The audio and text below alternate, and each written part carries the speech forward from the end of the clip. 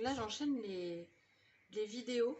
Comme ça je me dis c'est fait et comme ça vous en avez plusieurs à la suite. Donc du coup là on va faire une petite carte avec en fait de base les washi. Donc je les ai, ça y est, tous réunis sur mon petit tag. Donc ça va être mon fond, je vais faire mon fond en washi. J'ai préparé cette petite punch pour faire un onglet, faut pas que j'oublie. Les stickers comme ça façon timbre. Donc ça c'est la collection Slow Life, les timbres. Là c'est la collection Mon Essentiel, c'est les formes en acétate.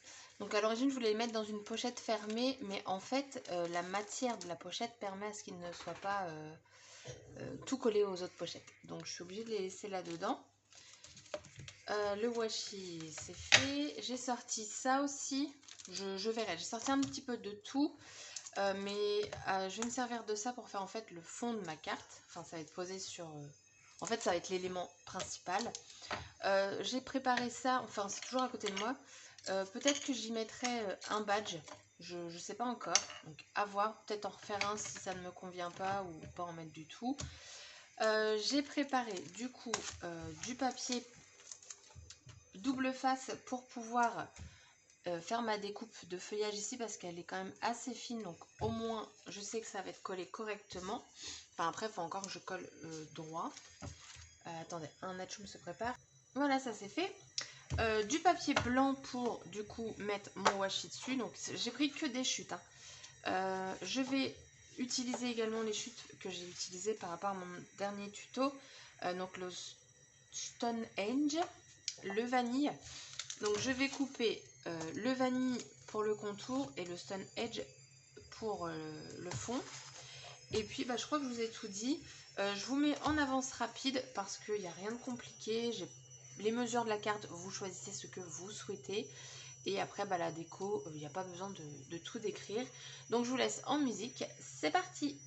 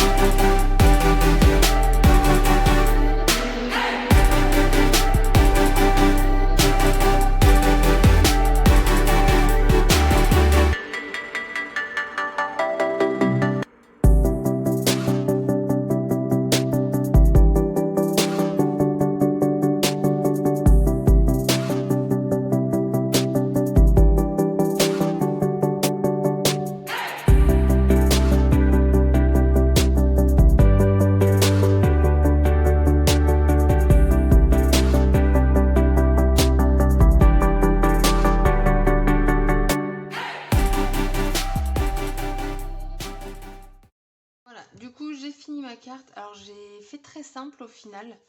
J'ai eu un problème avec le double face, je sais pas pourquoi ça n'a pas voulu couper mon dies là avec. Donc du coup bah, je l'ai refait tout seul et ça s'est très bien passé. Donc je sais pas, j'ai dû bugger ou pas comment le passer assez. Donc je sais pas. Du coup j'ai utilisé donc les embellissements en acétate ici. Et j'ai utilisé cette colle-ci, donc qui est exprès pour le vellum. Donc en fait, ça m'a rajouté une petite pellicule blanche, mais qui je trouve est vraiment très discrète. Et comme la largeur en fait de l'embout fait la largeur quasiment de l'étiquette, ça reste vraiment très très peu visible. Du coup, au final, j'ai changé aussi au niveau du fond. J'ai fait 2 cartes washi. Parce qu'au début, je m'étais dit, bah, je vais faire 2 cartes en mettant du gris au fond et une deuxième, le gris plutôt au niveau du contour. Et après, je me suis dit, bah, pourquoi pas également en fait reposer ma découpe de washi sur mon fond washi. Je trouve que ça rend pas mal. Donc au départ, je l'avais collé n'importe comment, pas en faisant attention en fait à mon washi de fond parce que je voulais vraiment que les washi soient vraiment alignés. Donc du coup comme j'avais pas bien appuyé, j'ai pu redécoller et réappuyer correctement.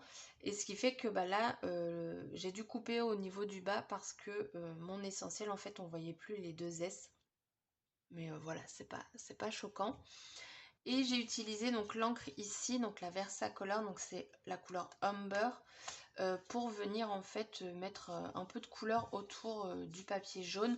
Donc le papier jaune c'est le beeswax et je trouve qu'il va vraiment très bien avec cette collection. Il n'y a pas à dire.